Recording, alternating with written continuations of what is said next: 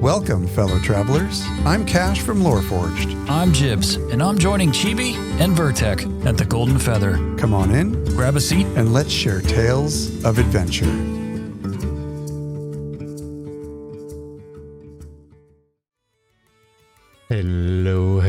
Hello, everybody, and welcome to the Golden Feather Tavern, where your hosts, Chibi and Vertek, discuss Ashes of Creation and important topics spoken about within the Ashes community. Every week, we invite you, the viewer, and a special guest or two to pull up a chair, grab a pint, and join the conversation with us. Today is the 13th of October, 2023. We're on episode 183, which is almost 13 with a little 8 splitting it in the middle. Forged in Terror. And we have with us Jibbs and Kash of LoreForged. How are you two gents today? Good. Doing wonderful. Thank you guys for having us. I will point out, even though it's not that 13 episode mark you're looking for, it is Friday the 13th. Dun, dun, dun. Bom, bom, bom. All right. Well, Chibi, how are you today? Yes. Wearing your little mask there. Doing pretty good. I'm Huntress. You can't tell on his screen, but this is actually pinned to me, so it's moving with me. But Yeah, I'm gonna try and get that patched up while you and Jibbs and Kash are talking. I'm gonna try and get that fixed up. Okay. I'm not sure if it can on your end because I couldn't pin anything to you. But yeah. Hello, evening. Oh, whoops! I made myself larger. Am I going over the? No, let's go ahead and go over the outline there, and then we'll move on, and we'll have the folks tell everybody who they are. Okay, awesome. So today is Friday the 13th, so we're doing some spooky stuff, but our topics are a little less spooky. We're talking about group and solo content, general gameplay topics such as racial armor appearance and rewards, and also theories and requests from the community. We tend to pull all of our content from the forums and or Reddit for Ashes, and sometimes we pull stuff from their Twitter as well. But I'm very excited to talk about some stuff and share off some of the things that people have made in the community as well. So, yeah. But first, we're going to have our guests. All about our guests. Yes. Do tell us a little bit about you. Tell us a little bit about you. Like, for instance, just a little bit on your history. There's a whole lot to tell there, but give us some highlights. Kash, you take it. All right. Well, Jibbs and I have been podcasting for quite a while. We don't have our the third wheel to the tricycle of what LoreForged is here tonight. But it sounds like that's going to be something for the future.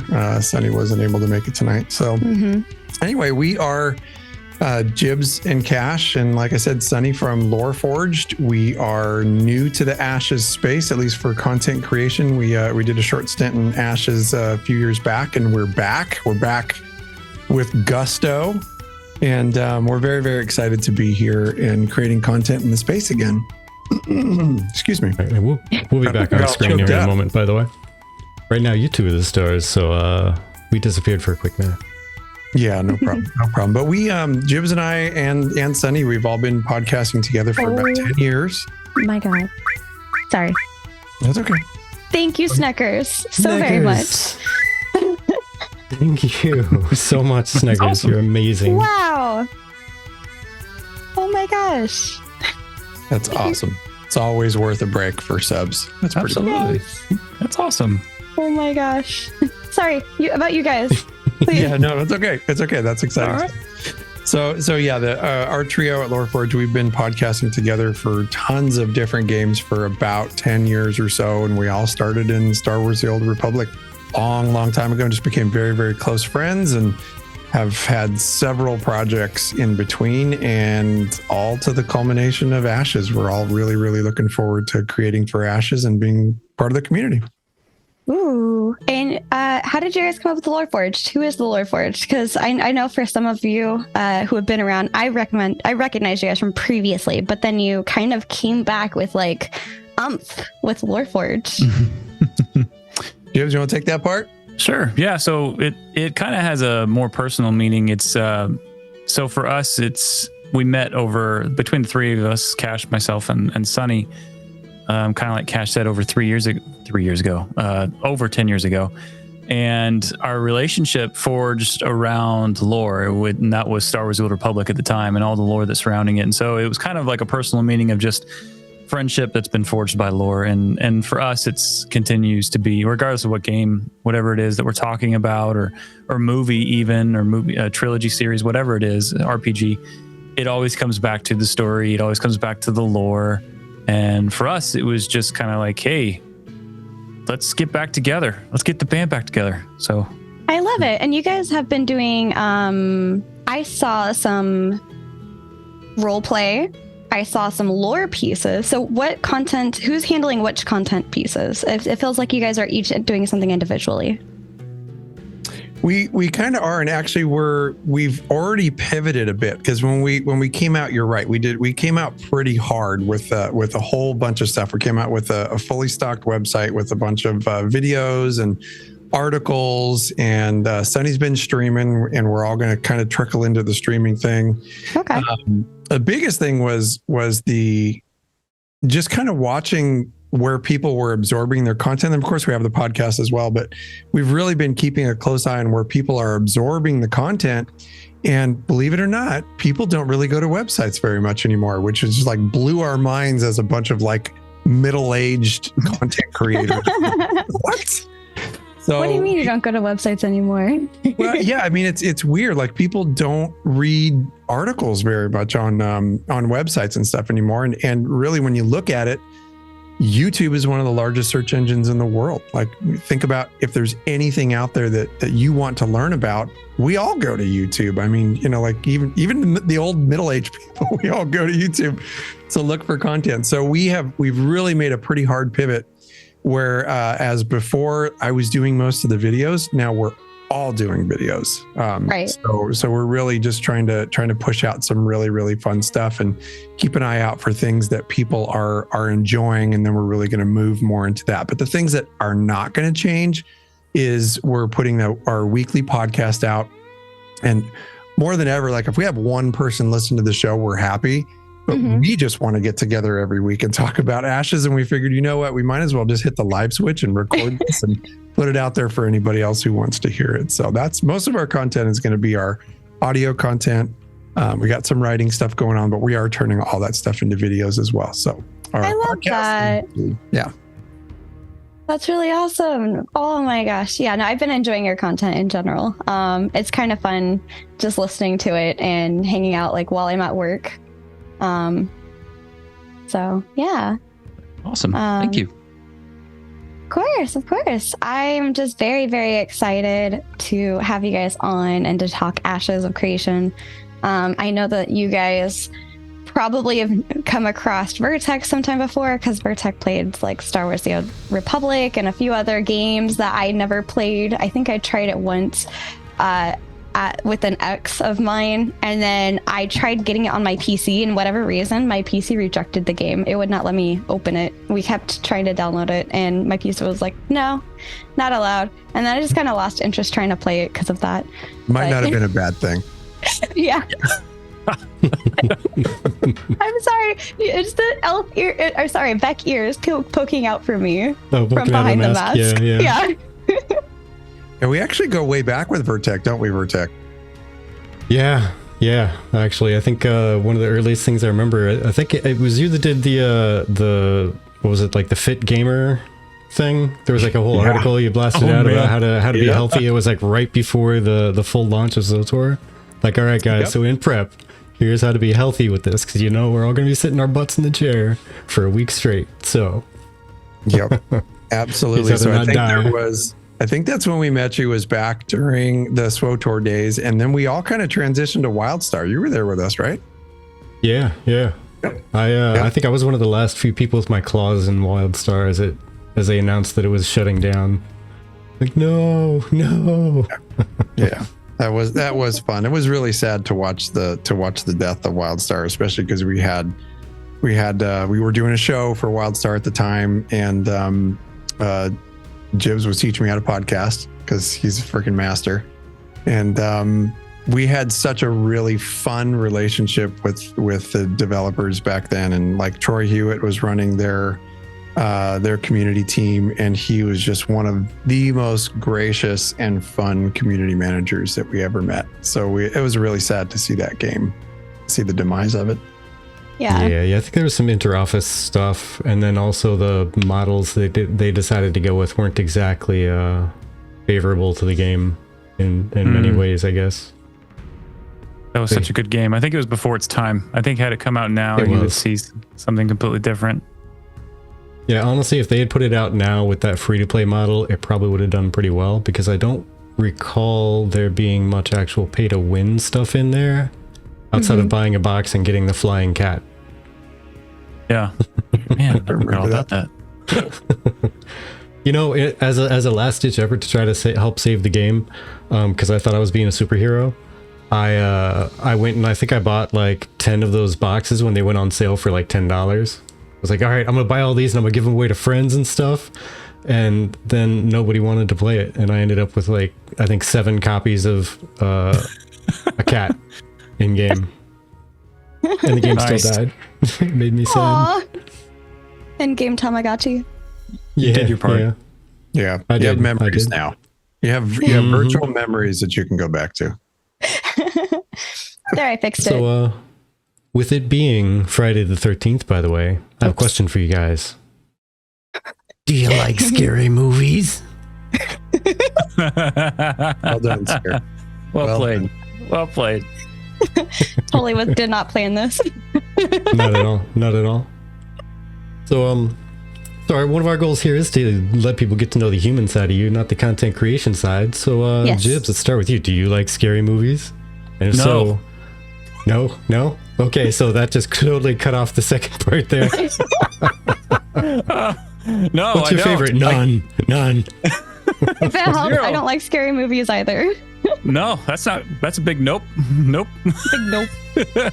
All right. How about you there, Cash? Are you a scary movie fan?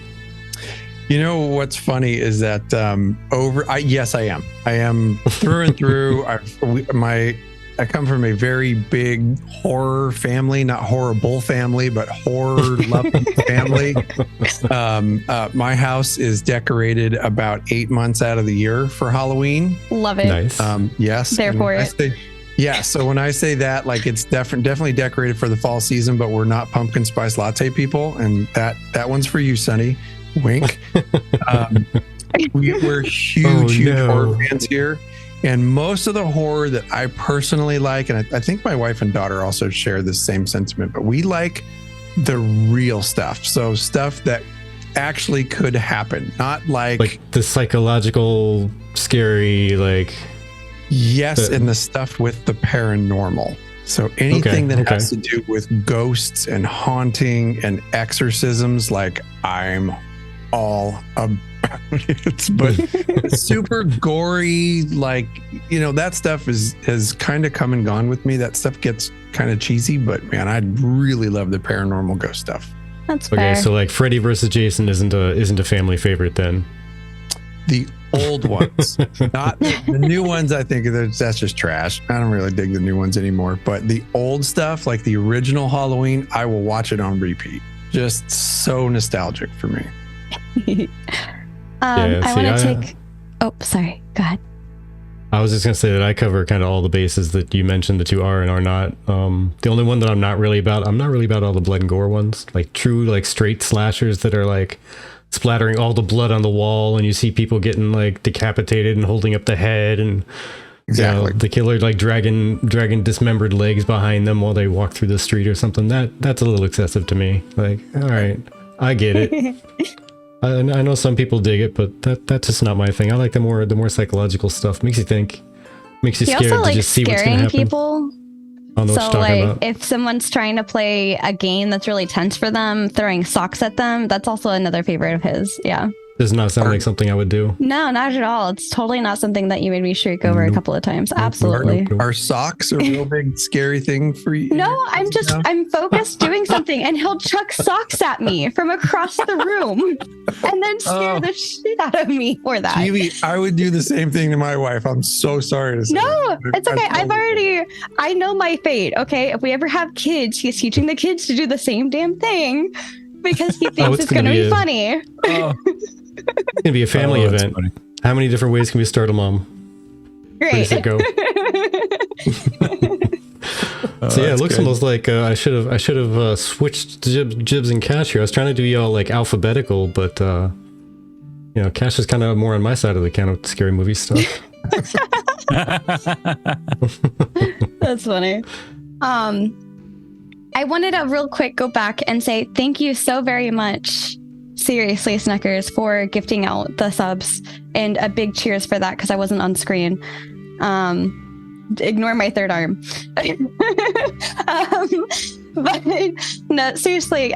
So that unlocked the VTuber Halloween costumes, which are not these. I will reveal those later, but they are not these. They are not. No, I guarantee you, much more effort will be going into those. Yes. And they're very much worth the wait. Yes. And the next goal and the final goal that we have here is I will play my first ever Dark Souls type game so that Vertec can once again chuck socks at me while I'm focused. I mean, no. I wouldn't. No, never. And I have to do that face cam. I already agreed because you guys want to see me terrified, so there you go. You get to see me terrified, and then also yell at Vertec as he chucks socks at me. It's like there's a whole other person you're talking about. I don't even recognize this person you're talking about scaring you. Oh, absolutely not. Yeah, absolutely not. Oh yeah, no, I'm doing that whole segment live, like IRL with the face cam and everything. And I don't think I'd be able to punch him in the face. I'm a little too short for that. But in VTuber form, probably could. I mean, what? We'll get that emote built in. Don't worry. Don't condone violence, guys. Take your PvP as long as it's consensual, okay? Here is this week's guest. Please go check them out. Seriously. On all the places. All the places. They were talking about going back, and I can honestly say when I saw the name Kash pop up as an Ashes creator, I was like, hey, I think I know that guy. Let's look into it. And we had them on before, and both of these guys are really great. Yeah, exactly. And both these guys are great. Thank you, guys. Thank you. Of course. So it is at this point tradition that I have you guys choose out of the 3 topics that we're going to be talking about today. So would you like to start with group and solo content, general gameplay topics, or theories and requests? Gosh, I can go all 3, man. Where are you feeling? I think the pirate makes the choice. Yar. Said the ranger in a pirate voice. Yeah. Let's go with, I'll take group and solo content for 100, Alex. All right. Group and solo content. Let's start with 3 things that you want to see in an Ashes of Creation dungeon. Oh my gosh, that's a loaded question right off the bat. I know, right? Okay. We don't start with small fries, okay? No, I gotta throw you guys in the deep end. It's how we test your strength, right? Yeah, it's okay. It's okay. I'm going to say variation. And by that I mean in the routes that you could take, the routes, whatever. Maybe varying, I don't know, every other month or something, every month, I don't know. Varying difficulty. I come from, so when I first started, let me backtrack even further. When I met Kash and Sunny, it was Star Wars: The Old Republic, and so I was very much a PvPer at heart. Like I was that 20-year-old who just wanted to PvP, didn't care. I mean, I love Star Wars and the dark side. That was me 100%. But I was also just mainly about PvP. And as I have aged and played all these MMOs, for me now, I've really come to appreciate and enjoy good, whether it's Mythic Dungeons in World of Warcraft or any MMO that allows that varying levels of difficulty. Mhm. I've just really come to love and appreciate that. So I think varying difficulty for number 2. Mhm. And then I think for number 3, traps. Traps Okay. can be a lot of fun when they're done correctly. I know ESO had some of those when we were playing Elder Scrolls Online, and that was fun. It kind of wore its welcome out, especially after you knew what was coming and where. But having maybe traps that would change every so often would be so cool. it kind too. of makes you use your class kit a little bit more. Yeah. I Yeah. like that. Okay. Cash? So I have 3 things. Okay. And the 3 things are exclusivity. Okay. I want to see story, Okay. and I want to see variation. So let's start with exclusivity. I really would like to see some dungeon content not be available, and it already sounds like this kind of the plan. But I want to see these things, how it works when they open up as nodes progress. So as the seasons change. So in the summertime, maybe there's a dungeon that's available that's in the mountain ranges that it's not available in the wintertime. Like I was saying, it sounds like this is going to be part of the plan, but I'm really excited to kind of see how that works. So some dungeons are exclusive to either certain advancement for where the node's at that particular time. Yeah. I'm gonna save story for last. The next one is I really want to see some variation in the things that you can do in there. One of the biggest aspects that really intrigues me, and I won't steal traps from Jibbs, but that's a great one. But one of the ones that really intrigues me is the fact that a rogue can potentially see hidden doors and bring you into different places within the dungeon that you wouldn't normally be able to do if you didn't have a rogue in your crew. Right. I absolutely love that. And I would like to see other things added. So say you have a mage that has this arcane knowledge, perhaps with a spell that the mage has, he can show some kind of an arcane rune system that you can, maybe there's a puzzle or something that will appear on a wall when he casts a spell. So it brings validity to different classes when you're going through some of this content. Right. And then the last thing I would say for me, for sure, just being a lore hound and a complete geek and being totally fine with that, is just story. Right. I really would like to see story in a lot of the dungeon content. And one of the big things that we've always done in our communities, and back when we were doing our Lore Seekers show for Elder Scrolls Online, is we would do lore runs in dungeons. So we weren't just blasting through dungeons. If somebody wanted to see what the story was in the dungeon, then we would just take our time and just kind of cruise through and let them read the lore pages and let them hear the story and go through the cutscenes. And I really would like to see a good solid story of why we're in there. Why are we down in this basement where there's 10 rats? I want to know why we're down there killing these rats. So story is just a huge thing for me. So those 3 things I think would be really, really cool for them to just very well execute in dungeons. Yeah, I agree. Vertec? Yeah, and first off, definitely want to add on D2 Phoenix Fire's comment there about, as long as that only applies to the primary archetype and not your final class, because 1 out of 8 is fine, but 1 out of 64 would be kind of crazy. Mm-hmm. But yeah, total agreement in there with that. Yep. Like, because that was something that immediately came to mind for me too, was just making sure that all classes have a place in every dungeon. There's a reason to bring everybody, and there's an actual decision that group leaders will need to make on if they have multiple rogues, but they don't have a fighter. Like, should we just wait and find a fighter instead of taking 2 rogues? Because we really need to get the whatever, or we don't know what this dungeon has, so we need to make sure we go in there with 1 of everything. We have to. Because we don't know what it is. Right. Could you imagine if they were trying to add content for every... So yeah, it's one of those things. 64 classes. The game would never come encouraging No. group diversity with that. Yeah, that's kind of why sorry, my one comment moment. was. My I headset think. just died here, so I can't hear what Oh, you're no. saying. I'll be right back. Okay. Well, that's kind of why I was saying I think the class kits come from the primary class because the secondary class is only supposed to augment it.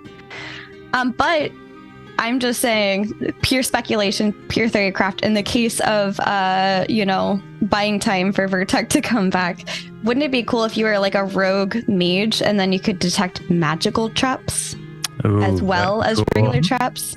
Yeah. I like that. Like the secondary could also like augment your class kit depending on whatever it is. So like divine something All or right, other. I I don't have know. returned. Welcome back. All right, Mage will detect magical traps. So yeah, I know, Snuckers. I was just saying it just for theorycraft and wasting time till Vertec came back. So, like, the other thing that I'm really, really hoping to see, because Intrepid's already doing a lot of stuff like this, where it's variable and everything's evolving and everything's, flexible on so many aspects, is I'm really hoping with dungeons they have multiple ways to solve the dungeons, and boss fights I hope are dynamic. Yeah.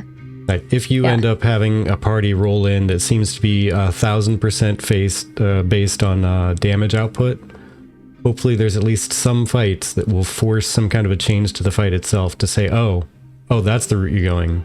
Got it. Mm-hmm. And kind of dial in the fact that they really don't have strong tanks at all. They just went full tilt damage. They don't really have any healers there, so it's going to be a lot of damage output and high health for the boss. Yeah. Yeah, isn't that one of the first things to pop out when you have a tank that's not spec'd for tanking, but he says he's a tank? Oh, that's super fun to deal with. Oh yeah, I can tank. Wait, can tank or you do tank? Yeah. Wearing a robe. There's a difference. Yeah. Yeah. No, I mean, I got a shield. Oh, You should wear a cloth. Right. Real quick, Vertec, if you can update that for me, that would be awesome. But yeah, as a joke, yes, I extended the development by 6 months. My three things would be, I like the idea of the class kits playing a huge part in the dungeons, What am be I it updating? finding the topics command, my love. Okay. Gotcha. Yeah. It'd be cool if the class kits could help you either get around traps or find like a shortcut to the boss, maybe. And just having more playthrough. I know that they want to do a lot more stuff with that, but additionally, I love what you said, Kash, about the seasonal changes and the variances. And I already know that there's a lot of seasonal variants with the creatures, but I know that he talked, I think, at one point about being able to access a dungeon when it was winter because you could run across a body of water faster to get there. And I just think those little touches are neat and they really incorporate the seasons really well. And I think they're doing so far a really good job of incorporating things together. It's taking a while, but I mean, even seeing things like the seasons affect animals, the season affect where you can go, the seasons affecting your spells sometimes. I don't think we've actually seen that part in terms of a demo, but that's something that they talked about. And I think having the different options for that would be neat. And also I was wondering, Jibbs, if you could elaborate a little bit on the level difficulty things. Are you talking about like as you level it's intelligently leveling or just different various difficulties of dungeons?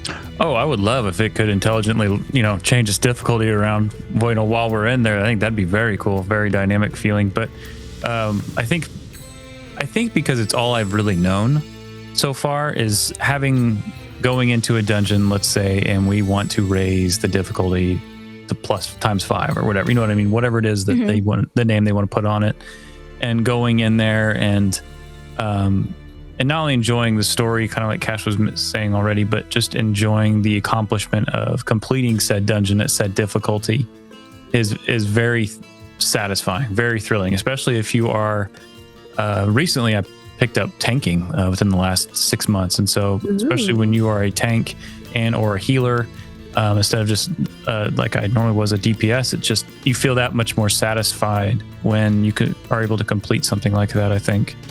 Yeah, that makes sense. Are you Absolutely. going to run mythics? Yeah, dog, let's go run some more. I think that's what you're saying right now, is that you want mythics. And that's totally fine. And I love the fact that you said it would be really, really cool to have the dungeon difficulty scale. Like if you're leveling in there.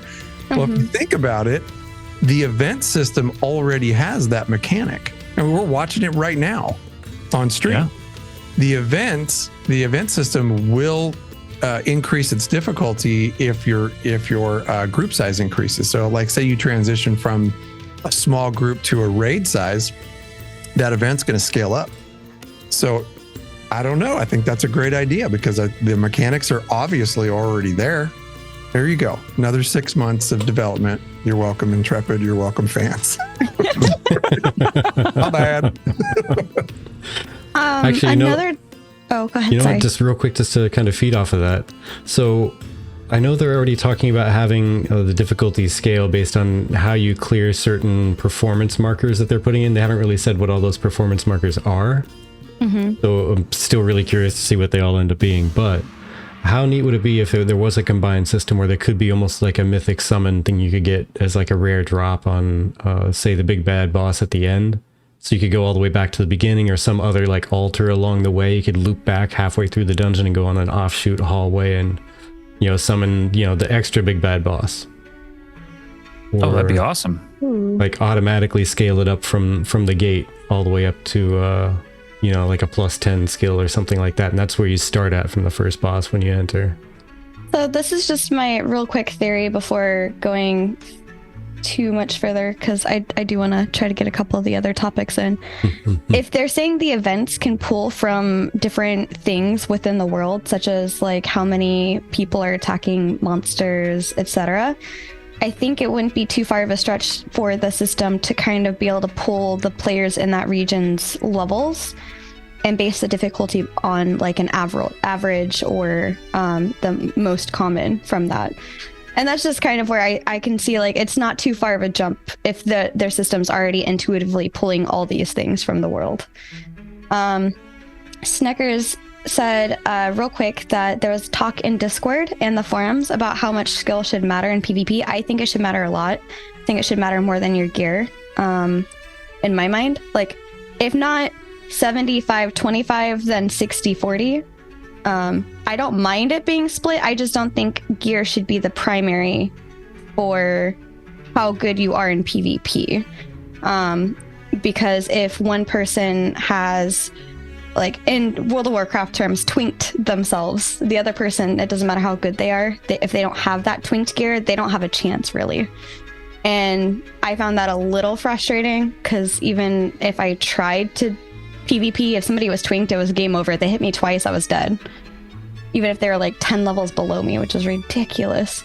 But Snucker says, yeah, my suggestion in short was that if 1000 gear power, then if you are better than the enemy, you should at least have 1300 gear power. It's a 30%, I think. More than 30% might be annoying. I could see that.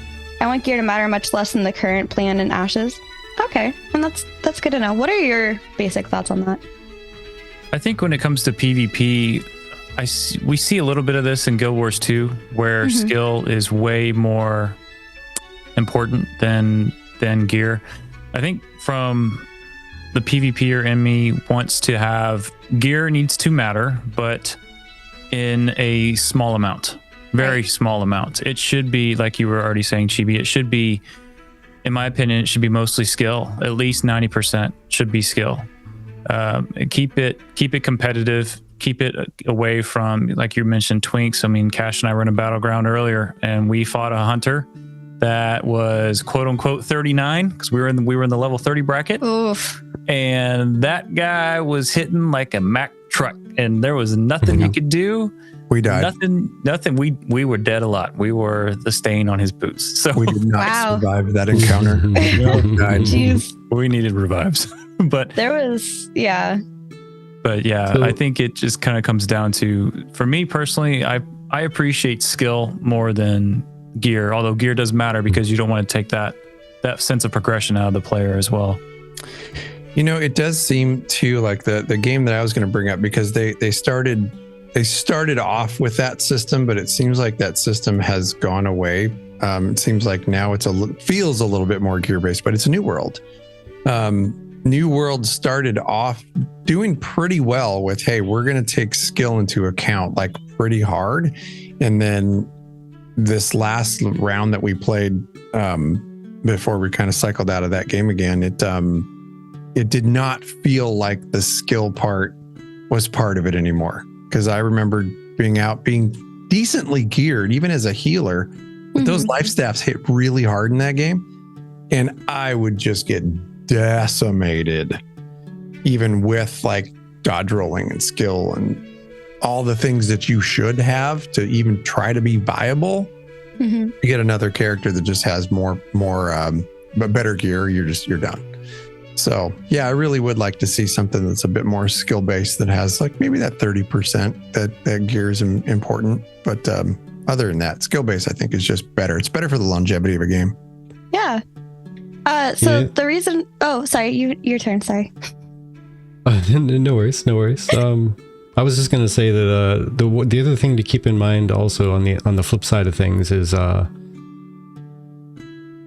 any kind of game that's like an MMORPG. One of the big things is like the gear chase, the exploration chase, the powering up via finding gear, because if it's too close to skill only based and you can hit max level with a butter knife and run into a PvP arena and take down the guy with the god tier plus 15 sword of Dragon Bane and Spectre Bane, like it would be a little bit excessive if it was done 90% or even 80% skill and 20% only based on gear, because then at that point that 20% is literally could be totally and 100% overdone by just skill, and that's it. Yeah.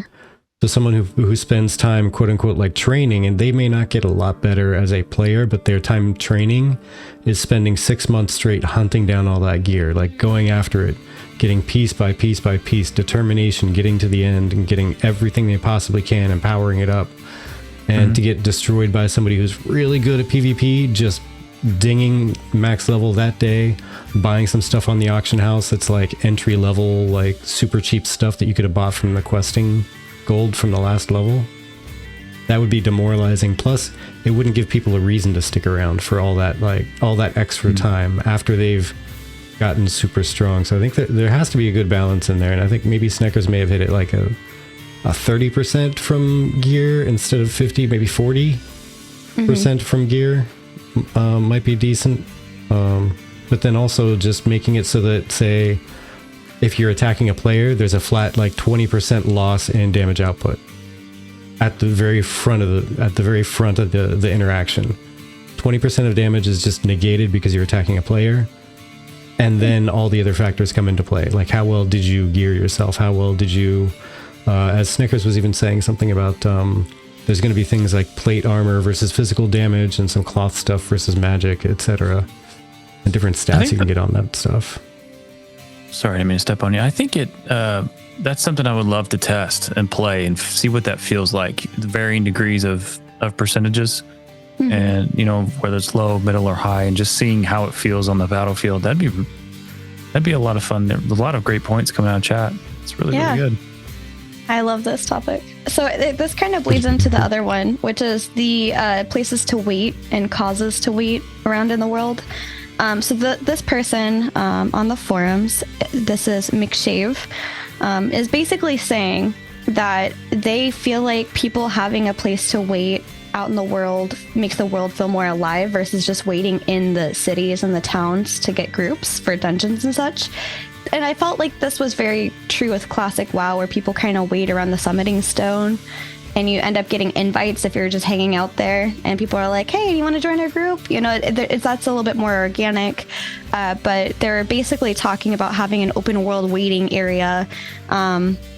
And Ka actually responds saying that's going to incite some PvP action, which is part of the experience. And that's part of why I thought the PvP topic was a good part as well, because this in general is like your solo experience versus your grouped up experience, right? So as a solo player or somebody who has to play solo for a little bit because other people aren't online, but you want to get stuff done, it's important to know what these things are going to be like. But do you like the idea of having a general place out in the world kind of near like a dungeon area? And some topics for this also included the kind of, what do you call it? Farmable or grindable mobs that are nearby, just to give you something to do while you're waiting. What are your thoughts? I'll tell you what, I love that thought. I've always loved the hanging out around the summoning stone. But if you truly want like wall of crazy, how I want things to work in Ashes, give me a good fishing hole with like a really cool little like fishing shack with a little dock right next to where the dungeon is, or relatively close, and use that as a gathering point. Give me a really cool tavern out in the middle of the woods that's built by a pirate. Or if the dungeon is say it's close to the coast, then you know what? I want to be in a teak wood, bamboo shoot, Nakua bar. Right. That's our waiting location. And I really think if you can make waiting locations like that just part of the natural world and the natural environment, people will go to those things. I did want to mention too, because you're talking about the solo and group content. I can just picture 3, 4, 5 of us kind of hanging out. Maybe we have another spot. Maybe we don't. But just if there are solo players, I think this is absolutely going to be the game where there are going to be a lot of solo players that might not necessarily really want to join a guild right off the bat. But we all know that playing games like this is always better with friends. It's always better with a group. So I picture being in that smaller group and a couple solo people kind of show up and, they're kind of doing the stutter step, like looking around and just going like, hey man, come on over. Like, you want to run this with us? And that's how you build community. I think if more people were to do stuff like that, it would just be so cool. And then before you know it, like the person enjoys their experience. She comes along with you. She's an amazing healer. Nobody knew it. And now all of a sudden she's getting a guild invite and now she has a community to join. That's the kind of stuff that I want to see in this game. Yeah, I agree. And Chibi, I love that you brought up Classic Warcraft. I was recently playing that probably within the last 4 months, and before we went back to retail recently. And still to this day, I don't know if it was just my experience. I hope this isn't. I mean, I hope this is the case for everybody. But even now, going to Classic era Warcraft, the level of investment that people have to their characters and also their community is pretty amazing. They go out of their way to help other people, stuff that I haven't seen in years. In fact, it was shocking. People always running around making sure everyone has buffs because everyone needs it. Everyone needs help. And just that selfless attitude in this game, it still lives on, at least in my experience that I had with it. And seeing that in a waiting area would be awesome, to whether it's through, like Kash mentions, a fishing hole, or just hanging out and chit-chatting and buffing each other up and just carry on conversations, maybe playing music or all kinds of fun things. I would love that. And to have grindable mobs, oh, absolutely. Especially when you're going to be in a game in Vera where materials are going to be such a commodity anyway. It's just going to be, that could be such a fun opportunity to help your crafters too. So yeah, on all fronts, I think that'd be awesome. Yeah, I agree. And I was just sorry, I was lately chatting with Vertec, but I am gonna be, if I don't have your question answered or pulled up right now, I have it pinned, so don't worry. I think that I might open up a spot for subscribers to be able to go ahead and put in questions ahead of time, just because some of them are very lengthy. But I'll try to at least get to one really big question per session from the chat. You guys are full of great questions today, by the way. That's why I'm like a little vexed. But I also have some other topics planned in general, but those are good questions. I have them pinned, is the gist of it. Yeah, so basically the ones that might spurn their own separate discussion, we'll maybe drop one of those in per section. And we usually do like the 3 sections, and then we'll circle around and answer everything else we can and talk about everything else at the end. Yeah. This final one we'll do a speed round. Yes, there we go. We could do a speed round. So the final one for the section is solo, group, casual, competitive. So that we've already been kind of talking about solo versus group content. And they were trying to talk about basically combining the solo and group play in MMOs. So that way, since they play mainly solo, they can still enjoy the game. And as well as casual and competitive, which they are mostly casual. But, you know, as Nick says, they're pretty balanced around groups and they're targeted for groups in guilds and stuff. How are you feeling about this? I'm pretty sure you guys probably have groups already that you're planning on being a part of, as we are with our guild. But how do you view that overall as an MMO experience, I guess? So I'm sorry, I'm trying to understand that. Basically, the fact that Ashes seems to be tending towards group gameplay over solo gameplay. I got you. I think, okay, so it's important at least in my space, in my head, whenever I'm thinking of playing an MMO, I want to be able to play something that I can play solo as well, because not everybody is always available. Not everyone's always on. I'll use Kash as an example. He's a fireman. His schedule's nuts. Mine is pretty self-explanatory. You know, I'm there Monday through Friday and I'm done.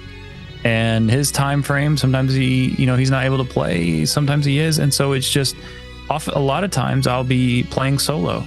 And so I think whenever I consider Ashes specifically, as long as there's something that I'm able to do, even if it's not necessarily content, but it's crafting, it's gathering, it's, being able to invest myself in the world in some way, some fashion, I think that's still going to be something that will be fine in my eyes. And still, granted, there's always going to be requirements, right? Like whenever you go and do, like, let's just say a raid, you have to be able to hit a certain number DPS wise.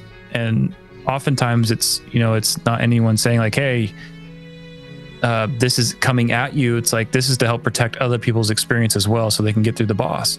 And so, I get that there needs to be requirements for group gameplay, but also I think just at the end of the day, I want to be able to invest, as long as I can invest myself some way, somehow in solo format, that's totally fine. If that means I'm staying in a city the whole time, because if I go out there, I may get ganked this session. Right. Well, I guess I'm sitting at the dock and gonna be fishing all session. Right. So I see both sides of it, I guess. Okay. Yeah.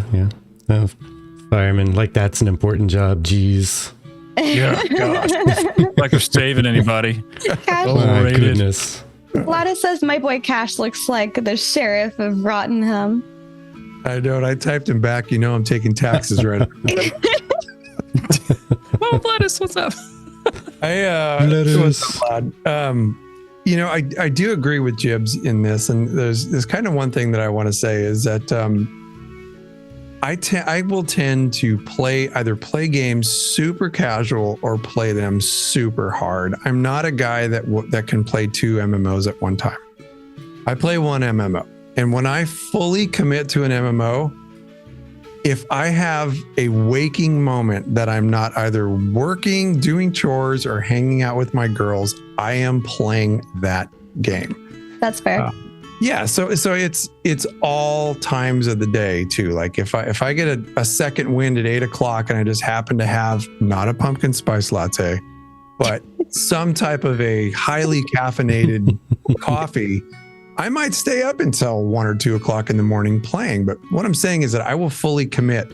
There are going to be times that I cannot play with other friends because they're asleep or they're working, or just like my job. I can't do it. Sometimes I can't play. Right. But I fully plan to commit to Ashes hardcore. I'm not going to be a casual gamer when it comes to this game. So with that in mind, you have to have, if you're going to play that way, at least you have to have some things that you can do solo, and some things that you plan to do with friends, because this is not going to be the game where you are the end all be all. You're the commander. Right. Oh, commander. Every time you walk this way, commander, champion. You know, you are not the freaking Dovahkiin. You are going to Hero get of the world. old, right? Like if you try and go to some of these locations, you are going to be taught real quick, son, you're going to learn today how things work. And I love that about this game. So you have to be able to separate out those things that you can do solo and the things that you're just going to have to wait for your friends to go and do. And I really like that is part of the risk versus reward system here. And I really, really am looking forward to enjoying that and tasting that again. As what was the last game that we ever played that we had that as an option, right? And that's a varying experience for all kinds of different people. But for me, it was Star Wars Galaxies. I had that experience in Star Wars Galaxies, and I really miss it. Yeah. Just real quick, there's going to be an ad in about 2 minutes. It's going to be about a 3-minute ad. If you're subscribed, you're not going to be affected whatsoever. But we do that to remove the pre-roll for those of you watching live on our Twitch. And we really dislike Twitch. We really dislike their ads situation that they got going on. We wish we could disable them altogether, but you know, it's the nature of the beast. Twisted Weevil, thank you so very much for the prime. Appreciate it. Cheers. Thank you. I personally prefer a good combination between there, dodge the ads, exactly. Between group and solo. I tend to get a lot done with Vertec, so I'm usually at least with Vertec, but you know, right now there's times when he is working and I am not, and I would have to play by myself in that case, if there's nobody else online to play with me. So I think it's important that there's a balance, that I can do stuff without a group, but I also recognize the necessity of having a group. I have a guild, you dork. I just don't know if they're going to be on at the time I'm going to be on. But I do appreciate the need for groups for things like dungeons and things like that, because, you know, we do have the World of Warcraft stuff where you can get overpowered and then run through it solo. I mean, those are fun, but those are also really ridiculous. But maybe I was going to say, if we end up on the same server, you will never have to play. That's all right. All it is a whisper. Just give us a whisper, and we got you when Vertec can't be there. Awesome. Nice. I'll be your healer for hire. Love it. I love it. I'll be tanking most times. Cash and I were talking about the other day how cool it would be just to get the content creators all in the same server. That'd be so much fun for content, and truthfully, for the things like you talk about, you know, just, hey, we need a healer. Cool. Go heal. Yeah. Oh yeah. You know, whatever. Like how easy would it be to put together an event just for content alone? Like, hey guys, so here's my idea. We do this thing, everybody can record. It's my idea, so I post first, but then you can all put your own videos out too. There you go. There you go. It'd be great for charity events too. All of us in one place. Yeah. I mean, that'd be awesome. That would be really fun for like. Oh, go ahead. You first. No. Ladies first. Go ahead. It would be fun to do like a content creator free for all with a giant PvP match with all of us. I think that'd be fun. Oh yeah, that's something I did for SOTOR when I went to New York Comic Con. The devs had a display going there, and we had a CC fan site face off. We called it. I'm gonna set that up with them. I want to do something similar for Ashes when we get closer. Ash, what were you gonna say? I was gonna say it's funny that you mentioned that, because I absolutely would love that for the content creators to be on the same server. I think would be super fun. It'd be amazing for content. But I was speaking to Vladis Gaming very recently, and we were talking about that, and he had an excellent point. And that point was, with the political intrigue that is going to take place in this game, I would absolutely hate to see content creators that absolutely love each other and lift each other up like before the game launches turn into mortal enemies when this game launches.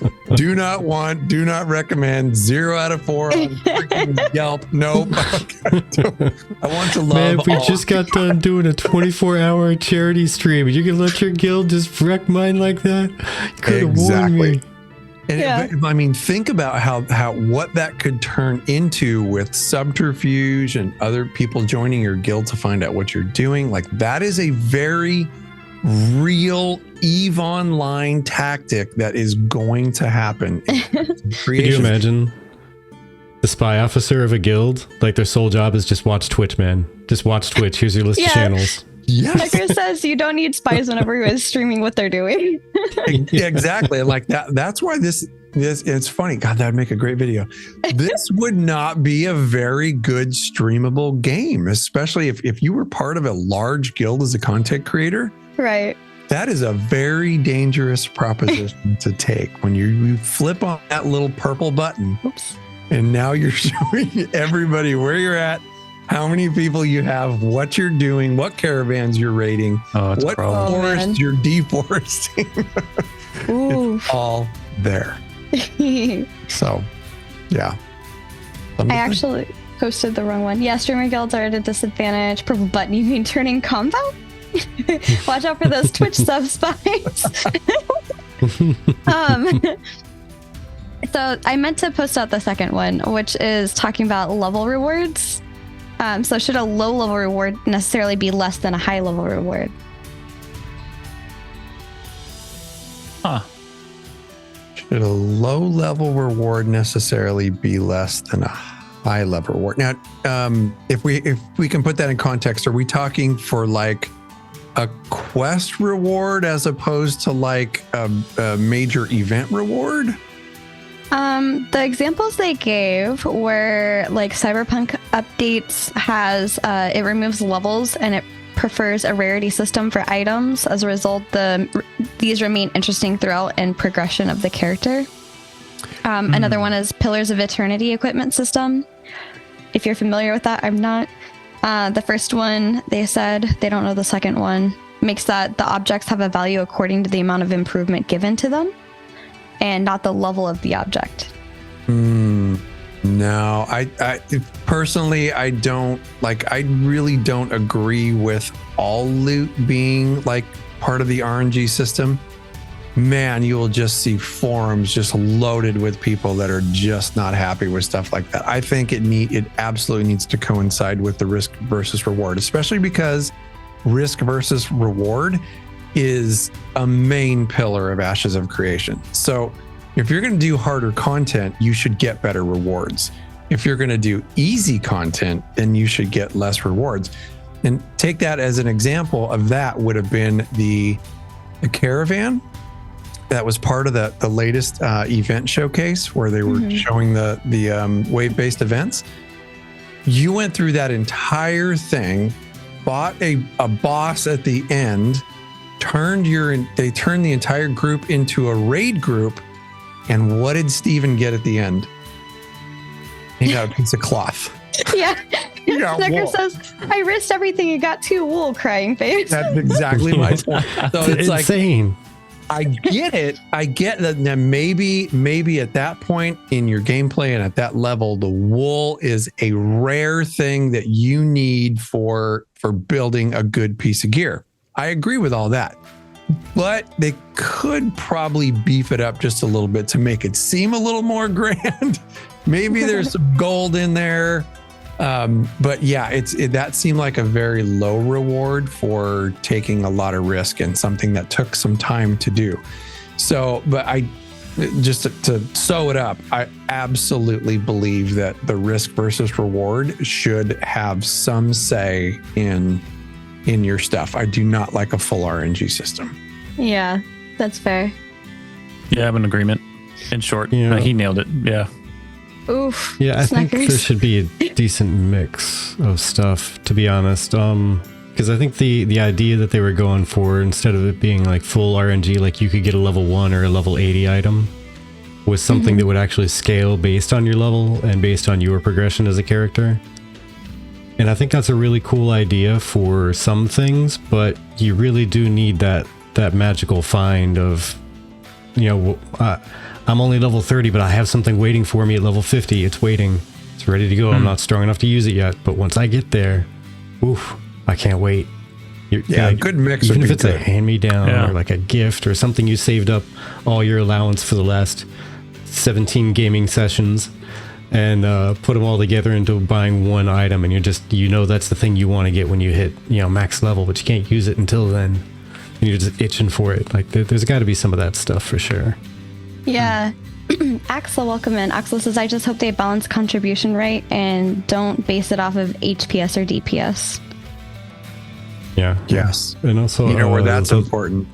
That's important for healers. Huge for healers. Absolutely huge for healers. Tanks also are a tricky one because there's not a whole lot of damage output, and as long as people are playing how they should, there might not even be a lot of damage soaked by people, tank included. Right. So there's nothing that's more frustrating than healers not getting like rewards with DPS. That is so frustrating.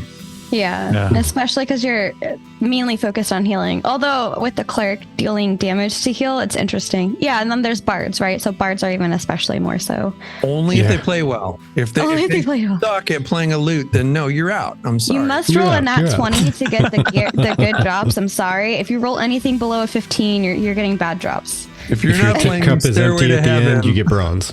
Snickers, I'm gonna fight you. Yeah, that was my concern. Also, exactly all of that with, the event system is how are they going to balance everything to make it truly fair around, the whole section of at least the 8 archetypes, if not 64 classes. Yeah. Yeah. But the last thing I did want to say about the item thing, just to close that out, is also it would imbalance the financials. Like the entire economy would get jacked up if a level 1 could find a weapon on a constant basis. It would be really useful by a max level person, because then why did the max level person find anything? They could have just carried the same weapon from level 1 and no money's changing hands, no crafting is changing hands, nothing. Yeah. So a completely different vein is racial armor appearance. And this is from Mioni Koi, who had been on Tangents of Creation, which, by the way, if you guys did not know, we were on Tangents of Creation's podcast last week. And we talked about a lot of stuff, including our own perspective of solo versus group play. But Mioni says, so a while back, I had a roundtable discussion with Jamie Chaos and Nuclear Tango concerning armor converting to a racial style depending on the wearer. The image of a Kalar human and a Vec orc both wear the ambitious academic armor set, and having next to nothing in common, it didn't sit well with me. So I wanted to open this discussion to everyone here. Are you okay with what we know about Intrepid's plans for armor appearance, or do you have your own ideas? I'm okay with it. I think at the end of the day, they come from different cultures, so different armors would look different. They would have a different way they may sew something together for a purpose that would complement maybe their body structure or something that they may need for health-wise. I'm fine with it. Okay. I think if I've always liked the transmog system in games, and I think if there's some exclusivity to the area that you're in, so maybe if it's like region dependent, so say for instance you're at the coast and you're in a node where there's a bunch of Nakua, then maybe that's what drops over there, right? There's no benefit to having, I don't think there's really any benefit to having it be so difficult to get the armor pieces you want, and then on top of that you have to get those armor pieces in the racial that you want. I'm completely fine if you pick up a generic piece that it changes to your racial style, but I still think it would be really cool to have certain racial things drop in those areas. Like if you're in the mountains, then it'd be really cool to have some Dunir stuff drop up there, just Dunir styled weapons or Dunir styled cloaks or stuff like that. So some variety in that I think would be really, really cool. So you'll actually have, there's guilds out there they are Dunir guilds. We have a few of them in our LoreForged Discord, and they're absolutely fantastic because they're in roleplay all the time. It's just really cool, guys. But it would be cool to have a group of them. Yeah. Or say you're a group of Nakua players, and like you are going as a group to go farm certain racial types of armor in the areas where they drop. And how unique would that be? Oh yeah, absolutely. That'd be awesome. Yeah. And some of the things. Oh, go ahead. Sorry. I was just about to say that, I don't know. I like there being the option of both. Because kind of like you were saying, Cash, it's like, if I really like how a certain set of armor looks, I should be able to, find that armor and wear it, right? Because it looks like that. It exists. It's a thing. It's in the world. Why can't I just put that on my body? Right. And be done with it. If it gets put on my body as a Vec, why does it have to be made into Vec armor? What if I'm exploring the world and I wanna escape our culture because I think it's boring as far as like architecture and armor, and I want to explore like a different culture's armor and architecture, and I'm stuck in my stuff because it magically changes when I put it on my back. It would make me sad. And that's exactly the direction I was going to go with from the community. Snuckers says, I'm not sure about racial armor because I like the idea, but that would gatekeep me from some looks that I want to achieve. Ashes of Nair says, I also wrote in the thread about appearance. My main dislike is the armor changing completely, including possibly colors based on the gender of the wearer. Small racial changes don't bother me. Axel says, I am more interested on crafting side of things. Will I be able to craft different styles or be locked to a few of my own region? Ooh, that's an interesting point. I like Axel's point right there. Now imagine if you were able to visit a trainer as a crafter. You were able to visit a trainer in a certain area or a certain racial node, and that trainer would teach you that style. No, that's cool. That I would be 100% behind, because then you visit, say, even if it has to be a metropolis that teaches you, you have to wait till a metropolis raises up for each race and visit that metropolis and learn everything you can from their trainers. Yeah. That would get you more invested in that node. So you would help that node out because you knew that trainer would pop up. Yeah, yeah. Right. I think that'd be neat. I like that. I like that idea. Yeah, I do too. Vertec, if you could check your DM real quick.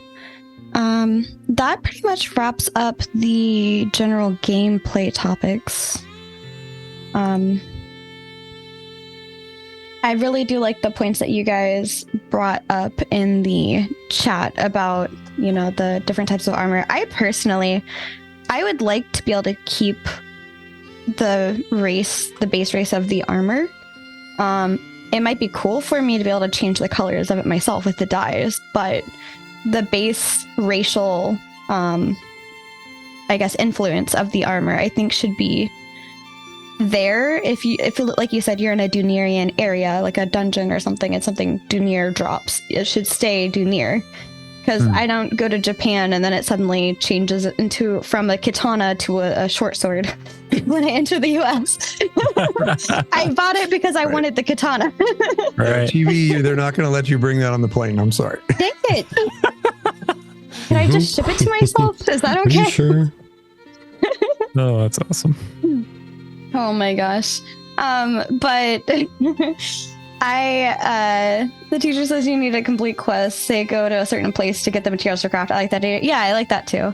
I wanted to skip forward to the fan focus just because we are already at like almost an hour and 20 minutes in. Time and flies. I don't want to. It does. And the random topics are just like really random things. So it's Jibbs' fault. He's long-winded. It's not true. For those of you. Sorry. For those of you that are German or know people who are German, there is a new fan site for news, guides, and events that is German-based called Limit Loot. So I thought that was really neat. I try to keep tabs on different websites, including your guys's. I really loved the redesign. It was really awesome.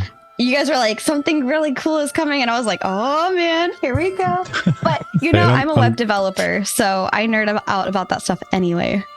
I'm just saying, Cash, by the way, since there's been a redesign of the show, if you don't need the background behind you any longer, we'd be happy to take donations. Just saying.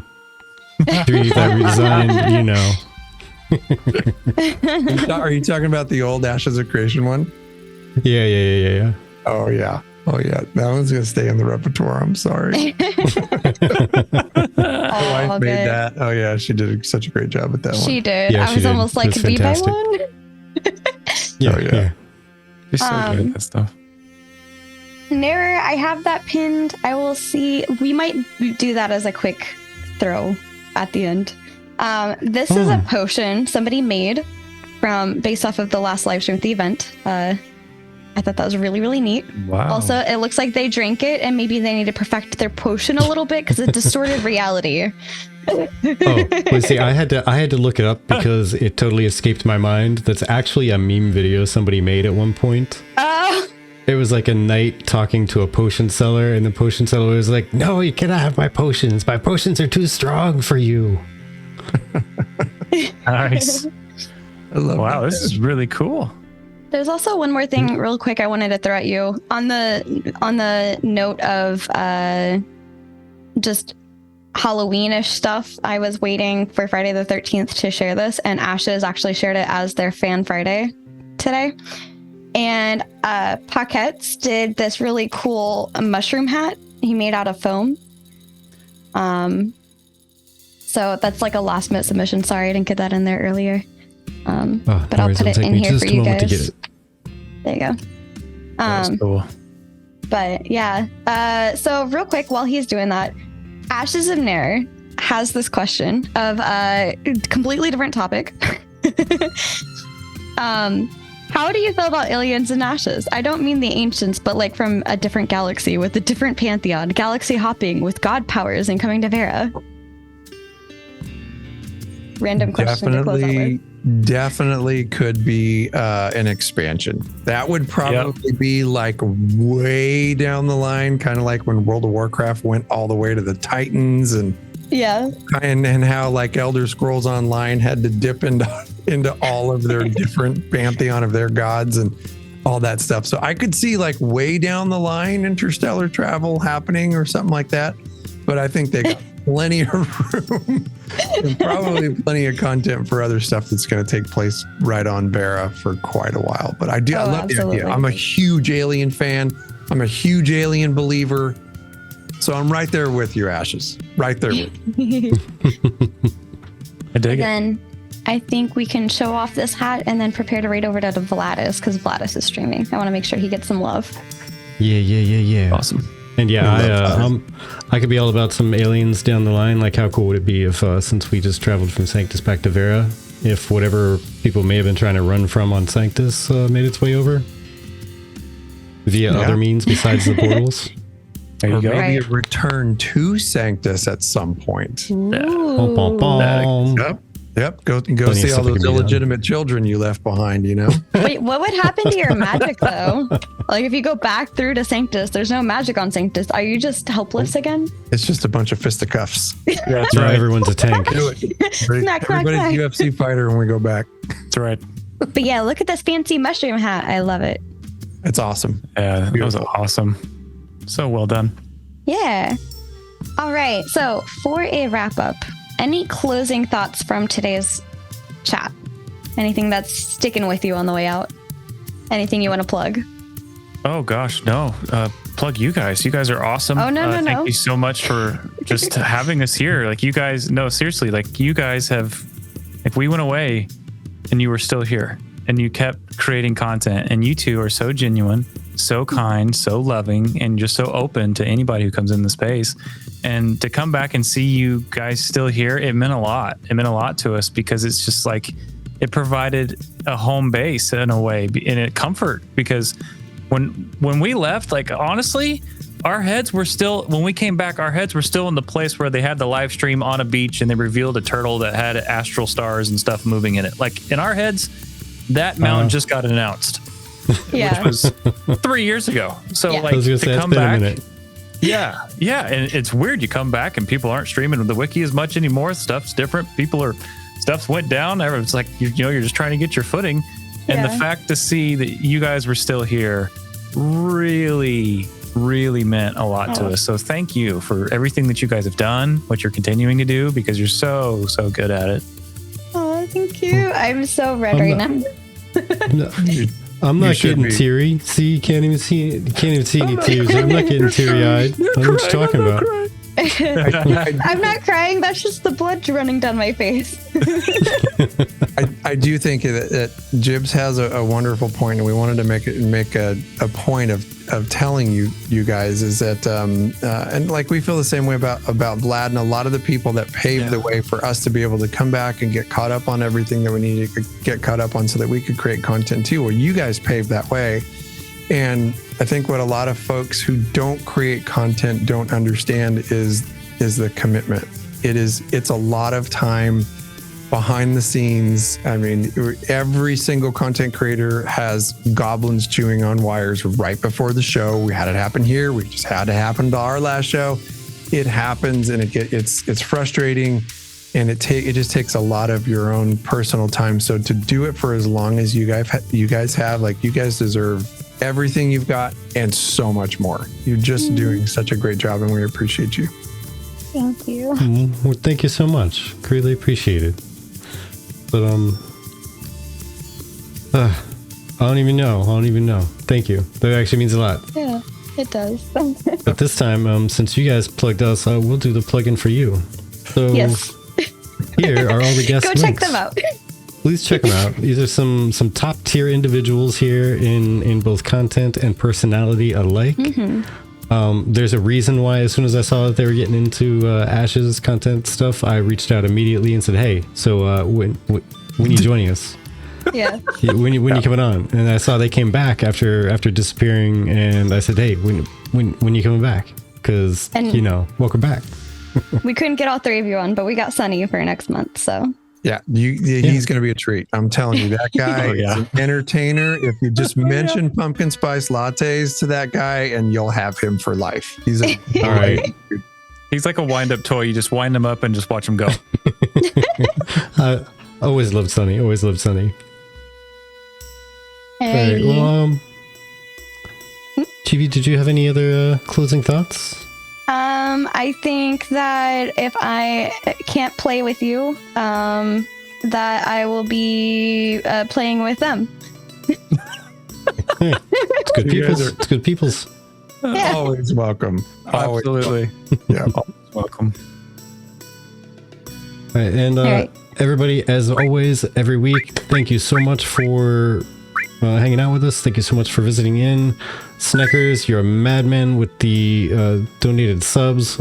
Cheers again Greatly to that. appreciated, especially since it got us tipped over the edge of that 50 subs, so we can get the VTuber costumes. I might be think you putting guys in will be a very- sneak peek tonight, maybe tomorrow, in the I think you Patreon guys will be Discord. very intrigued and very pleased on what the product is going to be. Yeah. And Chibi 3 hands. Pay no But, attention. yes, as always, even outside of the donations, outside of the subs, the greatest thing that you can possibly do is just come here, hang out with us, and chat. And we appreciate that every single time. We love you all. And now we're going to see if we can spread some love over to Vladis. Yes. So until next time, everybody take care. And we'll see you. Bye-bye. Bye-bye.